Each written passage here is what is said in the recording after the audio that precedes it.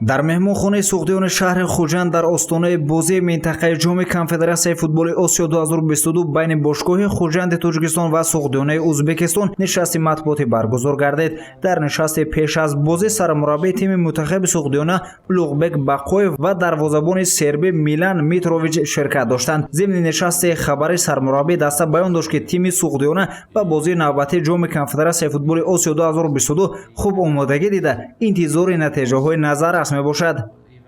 Наш соперник будет прикладывать максимум усилий, чтобы пройти дальше. И также мы, команда Согдиана, мы тоже будем максимум усилий прикладывать, чтобы пройти дальше. Но думаю, мы выиграем. Это мое мнение. дар нишаст гурӯҳи дастаҳо аз омодагии хуб доштан ба бозии футбол нақл карданд. Ин дастаҳо тасмим доранд ки бозии шавқовареро барои мухлисон пешниҳод кунанд. Что касается завтрашнего матча, мы все знаем команду Худжанд, амбициозную, молодую,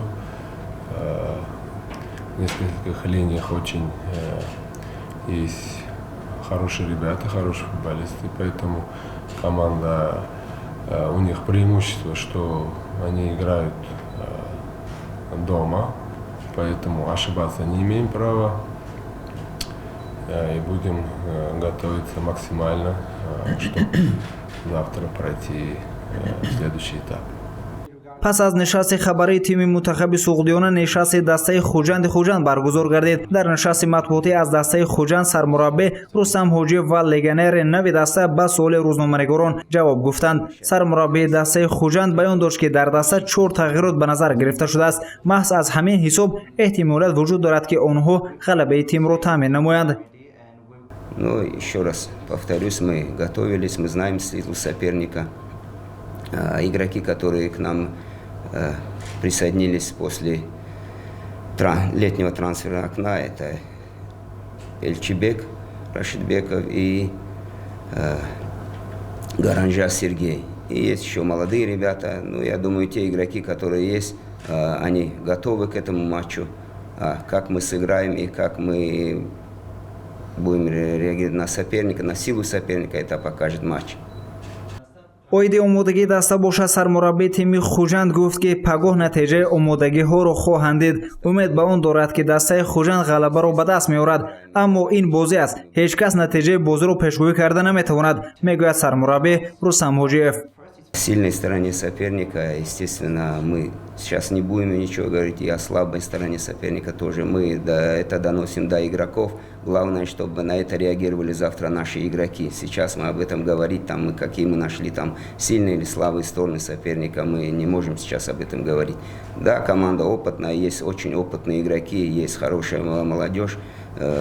Очень интересная команда, боевая команда со своим рисунком, со своим почерком. Поэтому все еще раз покажет завтрашний матч. таъкид ба ёдовар аст ки тими мунтахаби Хуҷанди шаҳри Хуҷанд дар бозии қаблӣ дар доираи мусобиқоти Конфедератсияи футболи Осиё дар соли 2022 бар тими Копенгаген бо ҳисоби 1-0 ғалаба ба даст овард.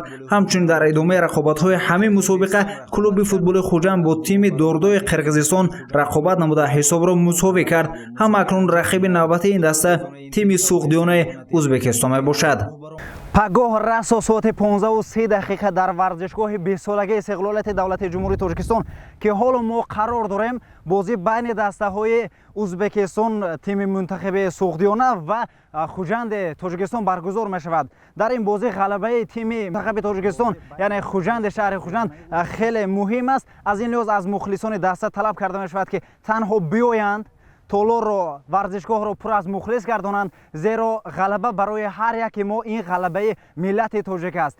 12-ҳамин нафаре ки дар бозӣ ширкат мекунад худи мухлисон ҳастанд. пас дастаи Хуҷандро дастгирӣ мекунем, чиптаро харидорӣ карда ба варзишгоҳ ворид мешавем.